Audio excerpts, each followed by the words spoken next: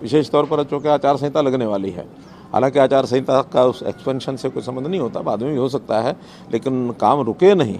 इसलिए जितने भी प्रमुख लोगों को आज मंत्रिमंडल की शपथ दिलाई गई है, इसके बाद मुख्यमंत्री जी के परामर्श से जो भी कुछ आगे निर्णय होने होंगे केंद्रीय नेतृत्व निर्णय करके उनको बताएं। तो सर अनिल विज साहब का डिप्टी सीएम इनका नाम था सर, अनिल विज साहब का डिप्टी सीएम के रेस में नाम था ये कैबिनेट के लिए सर? देखिए, आज मंत्रियों की ही शपथ होनी थी तो मंत्रियों के उसमें था, लेकिन वो नहीं पहुंच पाए तो अगली बार करेंगे।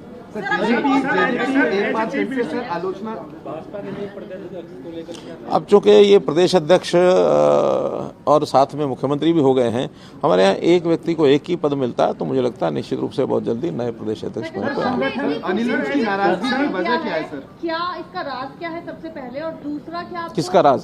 खुशी खुशी इस्तीफा देते? नहीं, हमारे यहाँ जो काम होता है बहुत खुशी खुशी होता है। और मैंने आपको पहले बताया, मैंने बहुत पहले, आज नहीं, बहुत पहले प्रधानमंत्री जी को कहा था कि कोई अच्छा व्यक्ति नेतृत्व करने लायक नई पीढ़ी में से मिलता हो तो लाना चाहिए।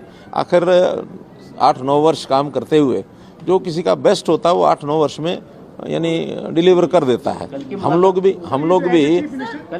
भी आखिर अपने अपने स्थान पर जो काम करते हैं, हमारी डिलीवरी 2-3 साल 4 साल बाद होती है, तो 4-5 साल बाद या तो तबादला हो जाता है, या कोई चैनल बदल लेते हैं, या कोई अखबार बदल लेते हैं। सबके जीवन में होता है।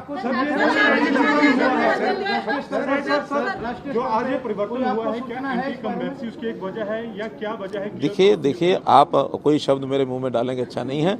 आज प्रदेश की जनता यानी इस हमारी काम को लेकर के इतनी संतुष्ट है, प्रसन्न है कि मैं आज दावे से कह सकता हूं कि हमारी 10 की 10 सीटें लोकसभा में आएंगी और आगे विधानसभा में भी हमारी पूरी फुल मेजोरिटी, जो हमारी कमी भी रह गई थी पिछली बार, कमी नहीं रहेगी, फिर से आएगी।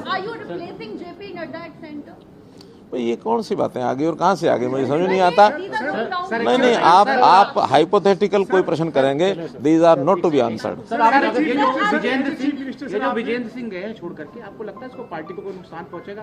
क्योंकि वो कह रहे हैं मेरे जाने से नुकसान होगा, आपका क्या मानना है? देखिए, जो कोई खुद काम करता है वो अपने आप को उस काम के लिए उसका औचित्य ठहराता है, लेकिन मुझे लगता है कि उन्होंने अच्छा कदम नहीं किया, क्योंकि जिस दलदल से वो निकल करके आए थे, हमने तो उस दलदल से जब वो निकले थे बाहर तो उनको कमल की एक कली के ऊपर उनको खिलाया था, और खिलाने के बाद अब वो मालूम नहीं कि बाद में फिर वो मुरझा करके वापस दलदल में जाने की उनकी इच्छा होगी तो वापस दलदल में डूब गए हैं।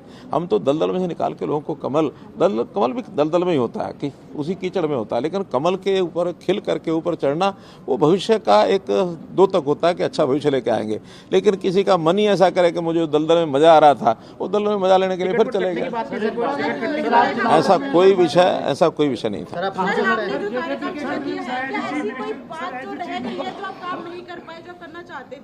देखिए, काम के बारे में हमारा जो टारगेट होता है वो अपने देश को एक सर्वश्रेष्ठ स्थान के ऊपर लेके जाना, प्रदेश को एक ऊंचाई पर लेके जाना, जनता की सेवा करना, और ये सारे काम ऐसे हैं, इसके लिए कोई लिमिट नहीं होती है। Sky is the limit.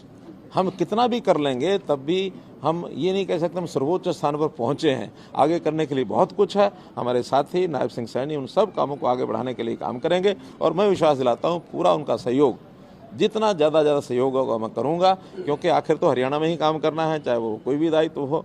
तो बड़े दायित्व के साथ भी हरियाणा के यानी जो काम हमारे चल रहे हैं उसमें पूरा सहयोग करना मेरा काम है। नए काम भी करने के लिए अवसर बहुत हैं आगे 2025 से, उन नए कामों को भी हम लोग मिलकर देखिए, हमारे टच में तो 90 के 90 विधायक हैं, हमारे अपने भी हैं। नहीं, हमारे, मैं तो 90 के 90 कह रहा हूँ, हमारे अपने भी तो हैं ही हैं, और साथ में जो इंडिपेंडेंट है, साथ में जो कांग्रेस के हैं, साथ में जेजेपी के हैं। कोई ऐसा नहीं है, खास करके जब मैं मुख्यमंत्री रहा हूँ तो मुख्यमंत्री के नाते से सबका ही संबंध होता है, अच्छा संबंध होता है।